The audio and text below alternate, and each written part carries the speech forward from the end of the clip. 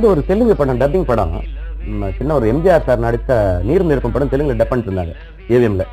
அதுக்கும் உன் விழியும் என் வாழும் சந்தித்தாள்னு ஒரு பாட்டு இருக்கும். அது நான் பாட்டு இருந்தேன் ரெக்கார்டிங் கேட்டுங்க. எம்ஜிஆர் வந்து ஃப்ளோர்ல எங்கேயோ உட்காந்துட்டு இந்த வாய்ஸ் நம்ம பாட்டு மாதிரி இருக்கு, வேற மொழியில வேற வாய்ஸ்ல கேட்குது, யாருன்னு பார்த்துவாங்கன்னு ஆரம்பிச்சேன். அவர் வந்து பார்த்துட்டு இந்த மாதிரி யாரும் எஸ்பி பாலசுப்ரமணியம் புதுசு ஒரு பையன் பாடியிருக்காங்க சார் அப்படின்னு சொல்லி வச்சேன். சரின்னு விட்டுட்டாரு.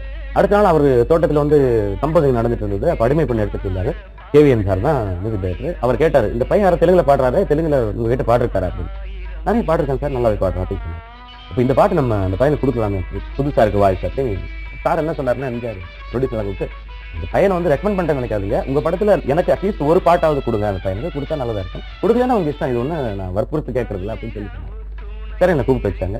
ரிஹர்சல் பண்ணியாச்சு. 1000 பாட்டு, அமக்கலமான பாட்டு. எனக்கு அது கிடைச்சது பெரிய பாக்கியம் நினைச்சேன். ஏன்னா திடீர்னு எம்ஜிஆர் சாருக்கு வந்து ஒரு பாட்டு பாடுறதுக்கு ஒரு 2-3 பாட்டு பாடின சமயத்திலே வந்து அது மாதிரி கிடைச்சதுன்னு பெரிய பாக்கியம்.